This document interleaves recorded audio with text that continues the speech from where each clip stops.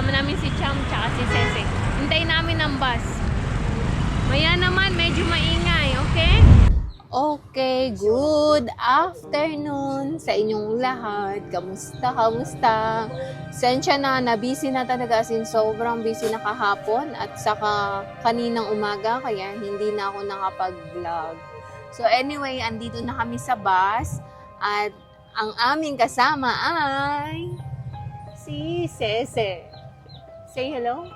Ayun si Cham. Oy, hello ka. So, ayan. Nandito pa lang kami sa Chabel, sasakay lang namin. So, ang time check is 1:06 na ng hapon. Hopefully, nakikita nyo. And, darating kami bukas sa Teratun, sa probinsya ng mga 9 to 10 in the morning. In the morning na. So, mahaba-habang biyahe and in between, i-update ko kayo kung ano yung mga mangyayari. See you mamaya. Ayan, naka-stop kami ngayon dito sa Cottage War. And nakita ko tong puno na to. Mukhang chestnut, ang daming bunga, oh. Hindi chestnut. Hindi ko sure walnut or chestnut. Parang ganun. Ayan, oh. Dami. So, time check nasa 1:44 na ng hapon. And kumukuha pa sila ng passenger. Nagutom na kami, kaya kumakain na kami.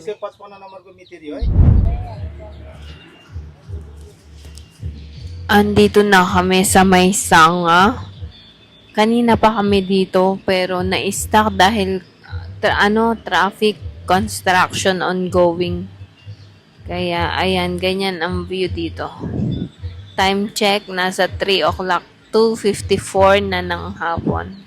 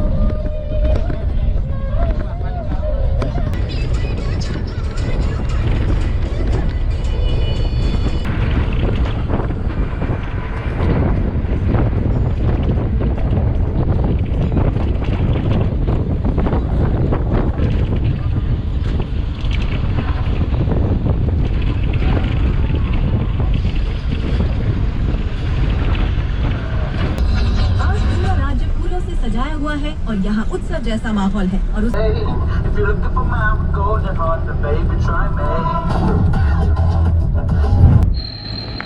Good morning! Nag-stop over kami. Time check nasa 1:40 na ng umaga.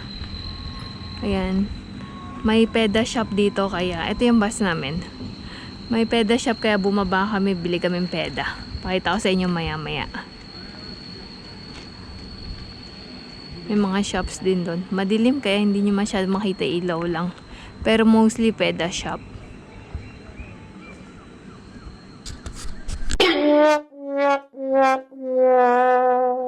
Bibili sana kami ng peda. Kaso may pusa na kumakain.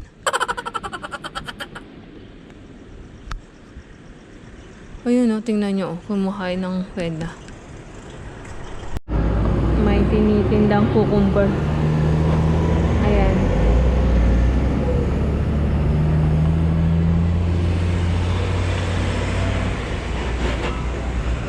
What's that? Spicy? Salt. Ah, salt? Orange? Black salt? Salt and there is some spices. Ayun. No. Dito na kami sa Dangkuta. Last time, madilim pa nung nakarating kami dito kasi winter. Time check, nasa 5:42 na ng umaga. Ayan o, yung mga bilihan ng biscuit. Pasalubong.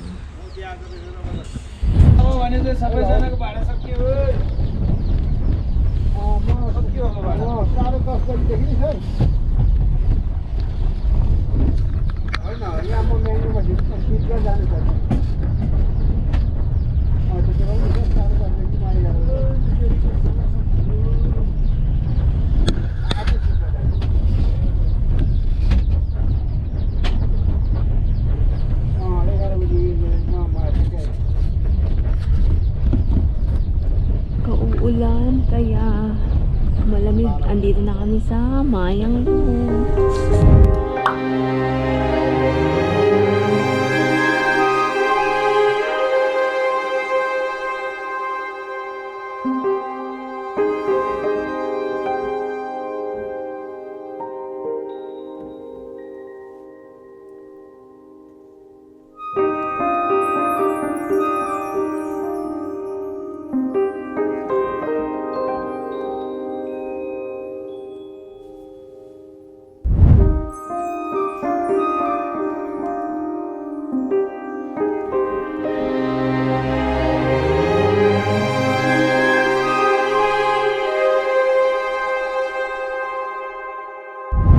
So, ayan, nandito na kami. Na-miss niyo ba tong view na to? May magpo-flow ng ano ba yung magpo-flow? Magbubukid. Magpo-flow ng aming dyan sa farm. Pakita ko sa inyo kung paano nila gawin. Maya-maya baba tayo. Pahinga lang kami kasi kadarating lang namin. Ayan, oh.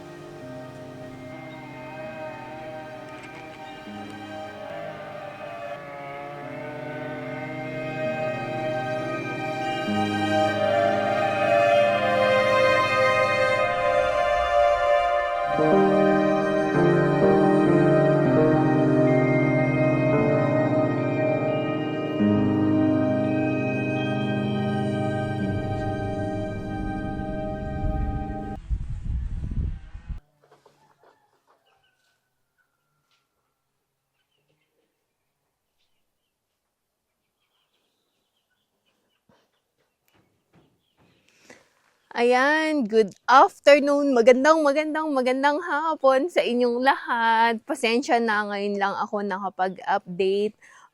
Nandito na kami sa probinsya. Nakarating kami kaninang umaga lang, mga 9:30, 10 o'clock na ng umaga. And kahapon, pasensya na, wala kaming upload dahil nagta-travel kami. Mahaba ang aming biyahe, 19 to 20 hours. And thank God, nakarating naman kami ng safe, kaming 4. So, umulan, siguro nung 10 o'clock nung dumating kami. And then, kumain lang ng lunch afternoon, nagpahinga kami. Kasi sa sobrang haba ng biyahe ba. And then, umulan, kaya basa ang aking paligid, ganyan. Ganyan ang aming ganito ang aming place pag umuulan. So, ayun ang update ko sa inyo today and share ako sa inyo ng mga small videos. And then, eto na ang dalawa, nakapahinga na din. Si Cece, Vanja, at si Cham. Did you rested well? Oy, Cham, did you rested well? Did you sleep?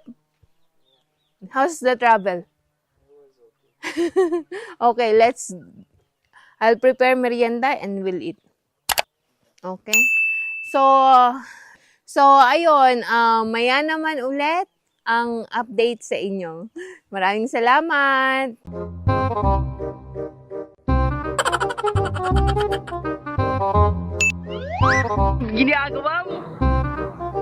If you like this video, please consider subscribing to our YouTube channel, SL Nepal. Thank you for watching. Have a nice day.